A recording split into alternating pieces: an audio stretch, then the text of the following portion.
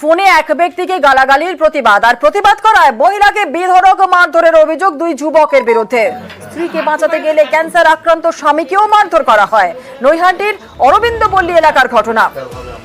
ফোনে এক ব্যক্তিকে গালাগালির প্রতিবাদ আর প্রতিবাদ করায় মহিলাকে বেধড়ক মারধরের অভিযোগ দুই যুবকের বিরুদ্ধে।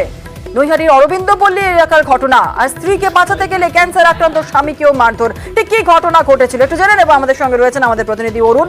অরুণ, ঠিক কি ঘটেছিল? এখন নৈহাটির অরবিন্দপল্লীতে চার মহিলা সকালবেলা প্রাতঃভ্রমণে বেরিয়েছিল। সে সময় দুই যুবক একে অন্যদিকে অন্য প্রান্তে যারা ছিল তাদের ফোনে অকাট্য ভাষায় গালাগালাজ করছিল। সে সময় ওই মহিলা বলে, পাড়ার মধ্যে এভাবে কেন গালিগালাজ করা হচ্ছে? এই প্রতিবাদ করার পর কিন্তু তারা সেই যুবকরা ওই মহিলার উপরে চড়া হয়।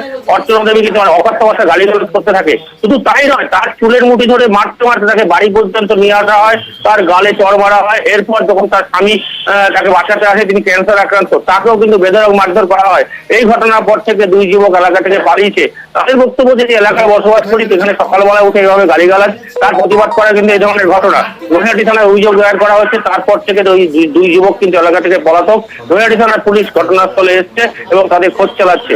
এই ব্যাপারে যে অভিযুক্ত এই দুই যুবক, এটা কি স্থানীয় এলাকারই বাসিন্দা? সেই বিষয়ে কিছু জানা যাচ্ছে? হ্যাঁ, দেখো, তারা পাড়ারই, একটা পাড়া থেকে আরেকটা পাড়া, ধনতুলিকের পাড়াতেই তারা থাকে। তাদের প্রত্যেকে পরিচিত, কিন্তু এত অকথ্য ভাষায় গালিগালাজ করছিল যেটা তাদের মহিলাদের কানে লাগে এবং তারই প্রতিবাদ করে।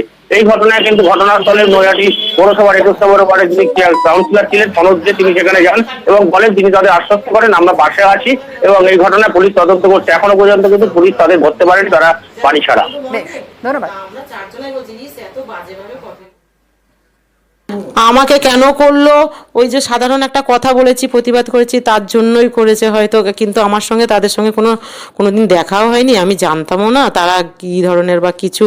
তা আমাদের আশেপাশের লোকের শুনছি ওনারা নাকি খুব ডাকাত প্রকৃতির লোক, বা যাই হোক, সবাই ভয় পায় নাকি ওনাদের।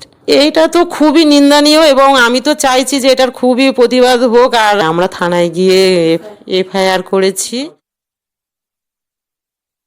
ভয় পাচ্ছি বলতে, আমি তো নিজেই মৃত্যু রোগে আক্রান্ত, তাই ভয় তো এমনি স্বাভাবিক থাকতেই হতে পারে।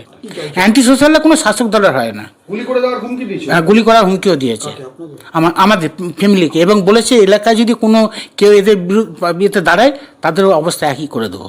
এবং তারা ট্রেনিং দিয়ে গেছে, রাত্রিবেলা ছেলেপেলে নিয়ে আসছি, বাড়িঘর ভাঙবো, তোদের দেখবো আজকে। আতঙ্কিত তো বটেই, গুন্ডারা যদি বন্দুকের ভয় দেখায়, যে কোনো লোকই আতঙ্কিত হবে।